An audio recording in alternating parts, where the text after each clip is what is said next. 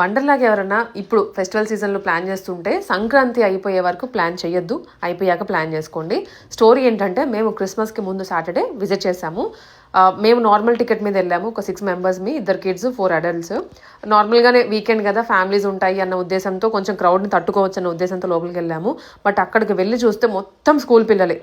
90% school పిల్లలు ఉన్నారు and ఒక 10% మాత్రమే ఫ్యామిలీస్.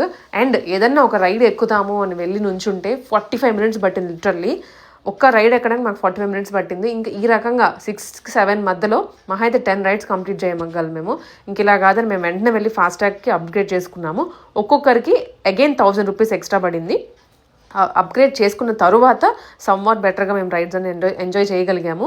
అండ్ అప్పటికి కూడాను అండి పైన పిల్లలు కానివ్వండి వాటర్ రైడ్స్ దగ్గర అసలు తట్టుకోలేకపోయాము. మేము అక్కడ స్టాఫ్ని అడిగి ఎంక్వైరీ చేసింది ఏంటి అంటే, ఇప్పుడు వద్దు సార్, ఫెస్టివల్ తర్వాత రండి. ఇన్ కేస్ మీకు ఇంకా లేదు ఇప్పుడే వెళ్ళాలి అంటే వెన్స్డే టైంలో ప్రిఫర్ చేయండి. వీకెండ్స్ కానీ ఇంకా ఏ అదర్ డేస్ వద్దు, ఫెస్టివల్ తర్వాత అయితే ఇంకా బెటర్గా మీరు రైడ్స్ అన్ని ఎంజాయ్ చేస్తారు అన్నారు. ఇప్పుడు హాలిడేస్ కూడా అంటే స్కూల్స్ ఎండ్ అవుతున్నాయి కాబట్టి పిల్లలు చాలా మంది వచ్చారండి, ఎక్కడెక్కడి నుంచో వచ్చారు. ఎవరైనా విజిట్ చేయాలి అనుకుంటే ఈ పాయింట్ నోట్ చేసుకొని విజిట్ చేయండి.